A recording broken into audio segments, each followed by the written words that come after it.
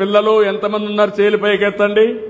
పిల్లలు ఓకే, దించండి, చేలు దించండి. తల్లులు మీరు చేలు పైకెత్తండి. ఆడవాళ్ళందరూ తల్లులు మాత్రం, తల్లులు, తండ్రులు కాదు, తల్లులు మాత్రం ఓకే, దించండి. తండ్రులు చేలు పైకెత్తండి. తక్కువ కనపడుస్తున్నారు తండ్రులు, మీరు కూడా డుమ్మా కొట్టారు. అంటే ఇలాంటి సందర్భంలో నేను చూస్తే మీరే చూశారు. ఇప్పుడు తల్లులందరూ వచ్చారు, తండ్రులు మాత్రం డుమ్మా కొట్టారు.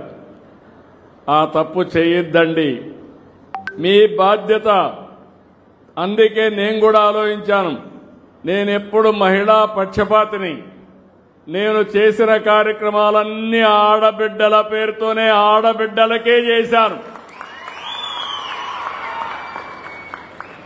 ఎప్పుడో డాక్రా సంఘాలు పెట్టాను. పొదుపు ఉద్యమం నేర్పించింది నేనే నా ఆడబిడ్డలకి. ఈరోజు ఎన్నో వ్యవస్థలు విధ్వంసమైనాయి, కానీ ఆ రోజు పెట్టిన డాక్రా సంఘాలు, మెప్మా సంఘాలని ఎవరు కదిలించలేకపోయారంటే అది శక్తివంతమైన ఒక ఆర్గనైజేషన్.